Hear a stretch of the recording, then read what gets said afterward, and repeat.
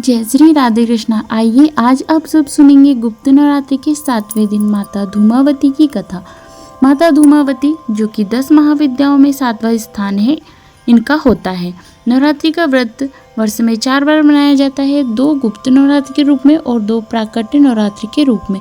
प्राकट्य नवरात्रि जो कि चैत्र के महीने और अश्विन के महीने में शुक्ल पक्ष की प्रतिपदा तिथि से लेकर 9वीं तिथि तक इसमें माता दुर्गा के 9 स्वरूपों का पूजन किया जाता है। और गुप्त नवरात्रि के व्रत में जो कि माघ के महीने में और आषाढ़ के महीने में शुक्ल पक्ष प्रतिपदा तिथि से लेकर के 9वीं तिथि तक 10 महाविद्याओं का पूजन किया जाता है। जो भी भक्त सच्ची श्रद्धा के साथ नियम और निष्ठा के साथ नवरात्रि का व्रत करते हैं, माता का पूजन करते हैं, उनके सभी प्रकार के दुख और कष्ट दूर होते हैं। गुप्त नवरात्रि के 7वें दिन माता धूमावती का पूजन किया जाता है। धूमावती अर्थात जिनका जन्म धुएं से हुआ है। माता रानी का यह रूप धुएं के समान होता है, इसलिए इन्हें भगवान शिव ने धूमावती नाम दिया है। माँ धूमावती का रूप अत्यंत दरिद्र, शुष्क, दया योग्य वाला है। देवी धूमावती को एक विधवा बूढ़ी स्त्री के रूप में दिखाया गया है, जिसमें उनके शरीर के अंग पर जगह जगह झुर्रियां पड़ चुकी है तथा वह कांप रही है। धूमावती देवी का शरीर एकदम शुष्क व सफेद रंग का है तथा उन्होंने वस्त्र भी विधवा समान श्वेत वस्त्र ही धारण किए हैं, यानी जो वस्त्र पहने हुए हैं वे भी कई जगह से कटे फटे व घिसे हुए हैं। उनके केस बिखरे हुए हैं, वह ऐसा लगते हैं जैसे माँ कई दिनों से नहाई हुई नहीं है। इस कारण से केस, शरीर व वस्त्र पर गंदगी जमा हो गई है। उनका शरीर पूरा कप्पामान है। माँ का रूप भूख से व्याकुल व दरिद्र रूप में दिखाया गया है। उनका शरीर बिल्कुल पतला व अस्वस्थ प्रतीत होता है।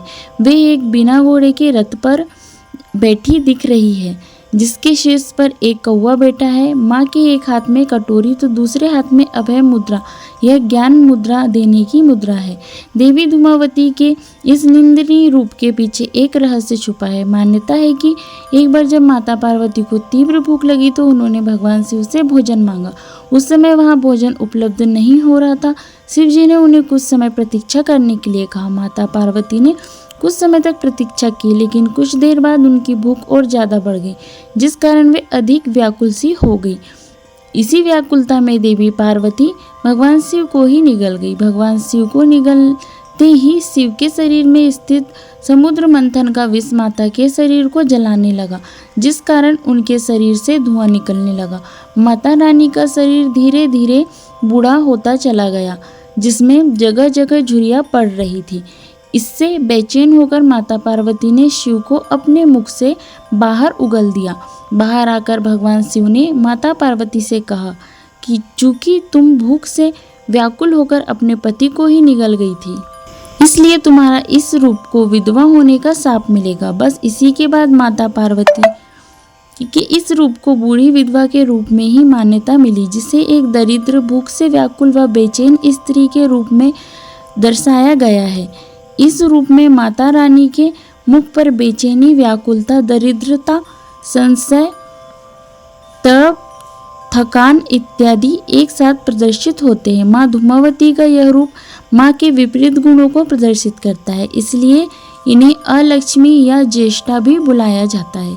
देवी धूमावती एक तरह से माँ देवी के नकारात्मक रूप का साक्षात प्रदर्शन है, किंतु अपने इस रूप से माँ अपने भक्तों के कई संकट को दूर करती है। माँ धूमावती की पूजा करने से मनुष्य के संकटों का हरण होता है। वह उन्हें यदि किसी चीज का अभाव हो तो वह दूर होता है। देवी धूमावती अपने भक्तों की हर प्रकार की कमी व भूख को शांत करती है तथा उन्हें अभय होने का आशीर्वाद प्रदान करती है। माँ धूमावती महाविद्या की पूजा मुख्य रूप से गुप्त नवरात्र में की जाती है। गुप्त नवरात्र में माता रानी की 10 महाविद्या की पूजा की जाती है, जिसमें से 7वें दिन महाविद्या धूमावती की पूजा करने का विधान है। माँ धूमावती से संबंधित अन्य जानकारी, जो कि प्रथम वेद ऋग्वेद में माँ सती के धूमावती रूप को 17 कहा गया है। माँ धूमावती के कुछ अन्य नाम ज्येष्ठा, अलक्ष्मी व नृति है। एक और प्रचलन के अनुसार सुहागन स्त्रियों के द्वारा माँ धूमावती की पूजा नहीं की जाती।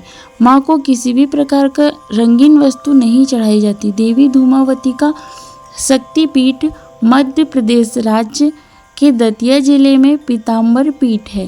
धूमावती माँ से संबंधित रुद्र अवतार धूमेश्वर महादेव है। एक अन्य कथा के अनुसार माँ धूमावती का यह रूप राजा दक्ष द्वारा आयोजित यज्ञ में माँ सती के आत्मदाह करने के पश्चात उसके धुएं से प्रकट हुआ था। यह श्री कुल की 7 देवियों में आती है। तो आइए सुनते हैं माँ धूमावती से जुड़ी हुई पौराणिक कथा। तो प्रेम से बोलिए माता धूमावती की जय। माता धूमावती को लेकर प्रायः 2 कथाएं प्रचलित है। एक कथा के अनुसार जिसमें माता ने भगवान भोलेनाथ को ही निगल लिया था और महादेव उनकी लीला में साथी बने थे, और दूसरी कथा धुएं से अवतार की कथा। यहाँ हम माता के धुएं से अवतार की कथा के बारे में बतलाएंगे। कथा के अनुसार आदिशक्ति सती के पिता ने विशाल यज्ञ का आयोजन किया।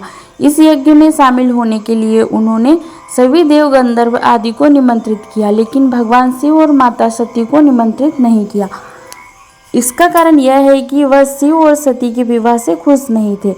इधर माता सती को पिता दक्ष की यज्ञ की जानकारी मिली तो एक बार उन्हें यह बात खराब लगी, लेकिन बाद में उन्होंने विचार किया कि पिता के यहाँ होने वाले यज्ञ में शामिल होने के लिए पुत्री को निमंत्रण की क्या आवश्यकता है। यह सोचकर वह वहाँ से जाने की जिद पर अड़ गई। महादेव ने उन्हें काफ़ी समझाया, कहा कि विवाह के बाद पुत्री को पिता के घर बिना निमंत्रण के नहीं जाना चाहिए, लेकिन वह नहीं मानी। दक्ष के यज्ञ में पहुंची तो उन्हें पिता दक्ष के तिरस्कार का सामना करना पड़ा और इससे दुखी होकर वह यज्ञ में कूद गई और उनके जलने से जो धुआं निकला उसी से माँ धूमावती का अवतार हुआ। और माता धूमावती के अवतार से दूसरी जुड़ी हुई कथा माता धूमावती के अवतार की कथा के अनुसार एक बार माता पार्वती को जोरों की भूख लगी। उस समय कैलाश पर्वत पर खाने के लिए कुछ नहीं था। वह भगवान भोलेनाथ के पास भोजन की व्यवस्था को लेकर गई, लेकिन समाधि में लीन भगवान ने ध्यान नहीं दिया। इस पर माता ने भगवान शंकर को ही निगल लिया। माता की भूख तो शांत हो गई, लेकिन भोलेनाथ के कंठ में विष होने से माता के मुख से धुआं निकलने लगा। विष के प्रभाव से उनका शरीर जर्जर और विकृत होने लगा। यह हाल देखकर माता की लीला के साथ दे रहे महादेव उनके उधर से बाहर निकल आए और कहा कि तुमने अपने पति को ही निगल लिया, इसलिए विधवा होने का श्राप लगेगा और धूमावती के रूप में पूजी जाओगी। हालांकि महिलाएं इस रूप की पूजा नहीं करती है। तो बोलिए प्रेम से माता धूमावती की जय। तो आशा करती हूँ यह जानकारी आपको अच्छी लगी होगी। ऐसी ही ज्ञानवर्धक जानकारियाँ प्राप्त करने के लिए हमारे चैनल पर अगर आप पहली बार आए हैं तो लाल बटन दबा करके सब्सक्राइब करें, साथ में बेल आइकन घंटी को दबाएं ताकि मेरे वीडियो का नोटिफिकेशन आपको समय पर मिलता रहे। वीडियो को लाइक करें, शेयर करें। सुखी रहे, स्वस्थ रहे। जय श्री कृष्ण।